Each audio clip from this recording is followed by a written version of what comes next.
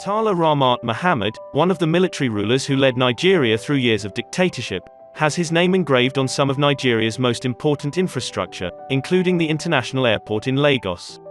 He was in his early 20s when he joined the Nigerian army and exited, as a slain military head of state, at the age of 37. One of his significant moments as a military officer was after the January 1966 coup that ousted and led to the death of then Prime Minister Tafawa Balewa. Murtala was posted to the army headquarters in Lagos as a lieutenant colonel and appointed inspector of signals. The coup was seen as targeting the north, while Aguiyi Ironsi, an Igbo military officer who emerged as the head of state, was accused of favoring the Igbo ethnic group of the southeastern parts of the South-South. A counter-coup was eventually carried out, this time targeting thousands of Igbo officers. Murtala was seen as a significant force in this coup, which paved the way for the emergence of Yakubu Gowon's regime, the one that led Nigeria into and out of the 1967 to 1970 civil war. In 1975, while attending the Organization of African Unity Summit in Uganda, Gowon was deposed and replaced by Murtala. Although he did not directly take part in the coup, Murtala was believed to have inspired and supported it.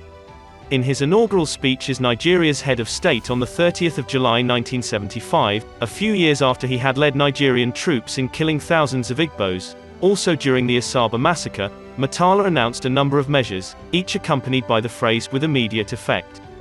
He warned that Nigeria risked more chaos and bloodshed if things did not improve and if the government still failed to fulfill the legitimate expectations of our people.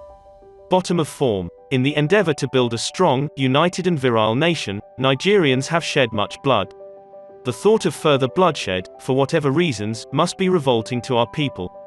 The armed forces, having examined the situation, came to the conclusion that certain changes were inevitable, he said. Little did he know that his blood would be shed in an abortive coup just 7 months into his regime. As Murtala's government was gradually kicking off, Lagos, then capital of Nigeria, remained on the edge. It was the season of coups, and it didn't take long before another one occurred. The 13th of February 1976. Many Nigerians still remember this date because of the hundreds who witnessed its dark moments.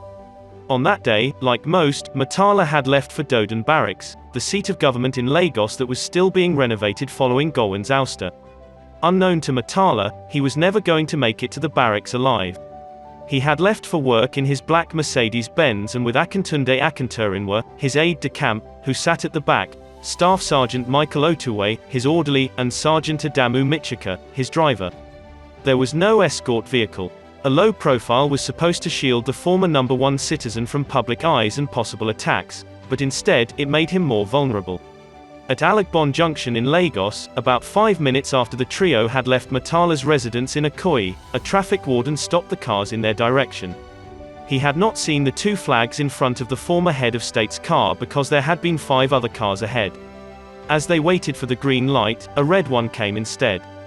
Bullets rained on him, with the Benz as their only shield.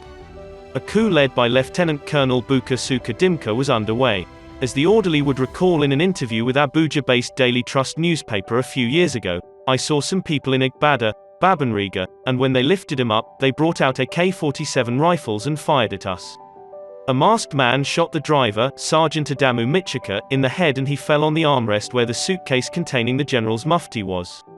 I took cover and fell on the driver. The general and the ADC also took cover. The gunshots stopped, but that had only been the first round. The soldiers and military officers who had ambushed him started to leave, thinking that they had killed Murtala. They were heading to the National Broadcasting Corporation to announce a successful takeover before the unexpected happened. Murtala's aide-de-camp, not knowing that one of the soldiers still had their eyes on the car, opened the car door to help the former head of state.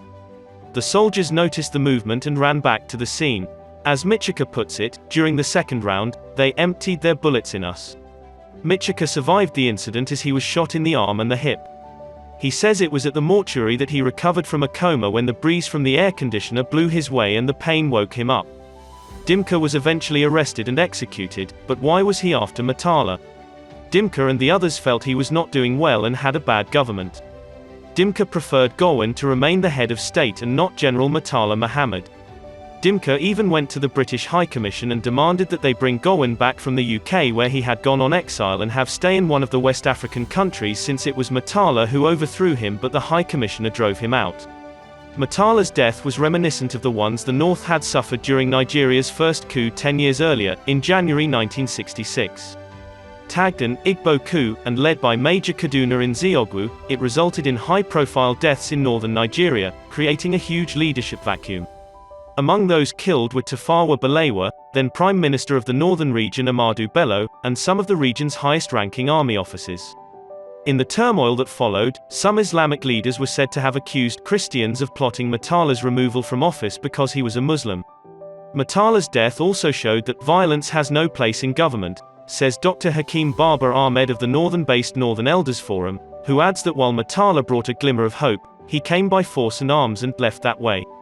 Baba Ahmed, a holder of a doctorate degree from the University of Sussex in the 1980s, also contends that there was a bigger problem after the military insisted on remaining in power following Murtala's death. According to Baba Ahmed, the people who killed Murtala killed a dream. The people who took over from Murtala killed the hope that the military could make such a stay brief and final. We missed a chance to reap from the event itself, the purpose for which he was killed. We didn't learn any lesson. Thank you for watching. Like, comment and subscribe for more videos like this. See you in the next video.